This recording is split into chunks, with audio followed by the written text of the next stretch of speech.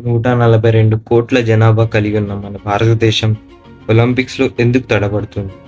భారత్‌కు కేవలం ఈ పారిస్ ఒలింపిక్స్‌లో 5 బ్రాంజ్ మెడల్స్, ఇంకా ఒక సిల్వర్ మెడల్.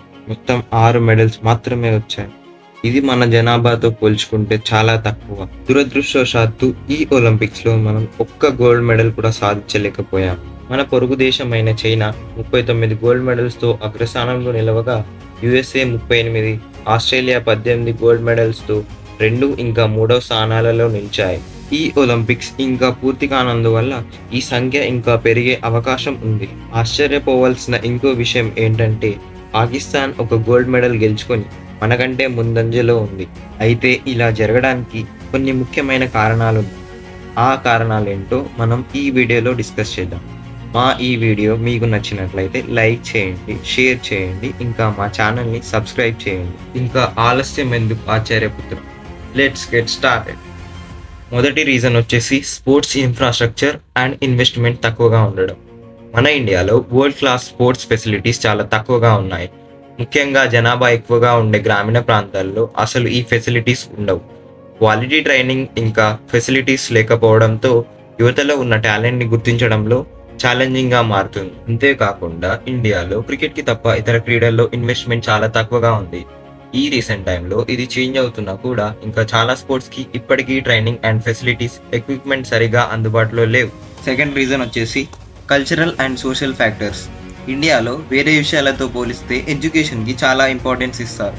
పేరెంట్స్ స్పోర్ట్స్లో సక్సెస్ కంటే అకాడమిక్ సక్సెస్కే ఎక్కువ ప్రియారిటీ ఇస్తారు. ఫలితంగా చాలామంది స్పోర్ట్స్ని కంటిన్యూ చేయకుండా మధ్యలోనే వదిలేస్తున్నారు. అంతేకాకుండా ఇతర కంట్రీస్లో పిల్లలు స్పోర్ట్స్లో పార్టిసిపేట్ చేయడం అనేది లైఫ్లో ఒక పార్ట్గా అనుకుంటారు. కానీ మన ఇండియాలో ఎడ్యుకేషన్ పైన ఎక్కువ ఫోకస్ ఉండడం వల్ల కాంపిటేటివ్ స్పోర్ట్స్లో తక్కువగా ఇంట్రెస్ట్ని చూపిస్తున్నారు. థర్డ్ రీజన్ వచ్చేసి education impact. Indian education system అనేది చాలా కఠినంగా ఉంటుంది. Rote learning and high స్టేక్స్ exams ఉంటాయి. ఇలా ఉండడం వల్ల స్టూడెంట్స్కి స్పోర్ట్స్ ఆడేందుకు చాలా తక్కువ సమయం ఉంటుంది. చాలా స్కూల్స్లో ఫిజికల్ ఎడ్యుకేషన్కి అసలు ఇంపార్టెన్స్ ఇవ్వరు. కొన్ని స్కూల్స్లో స్పోర్ట్స్ ఫెసిలిటీస్ ఉన్నా కూడా అవి సరిగా ఉండవు. ఇంకో రీజన్ వచ్చేసి స్పోర్ట్స్లో స్పష్టమైన కెరీర్ లేకపోవడం. ఇంజనీరింగ్ అండ్ మెడిసిన్ లాంటి ఫీల్డ్స్తో పోలిస్తే స్పోర్ట్స్లో స్పష్టమైన కెరీర్ మార్గం లేకపోవడం వలన చాలామంది స్టూడెంట్స్ అథ్లెట్స్ను కంటిన్యూ చేయకుండా మధ్యలోనే ఆపేస్తున్నారు. అంతేకాకుండా స్పోర్ట్స్లో రాణించిన స్టూడెంట్స్ను ఈ ఎడ్యుకేషన్ సిస్టమ్ ఎల్లప్పుడూ తగినంత మద్దతు లేదా ప్రత్యామ్నాయ మార్గాలను అందించదు. రీజన్ నెంబర్ 4 వచ్చేసి టాలెంట్ ఐడెంటిఫికేషన్ అండ్ డెవలప్మెంట్.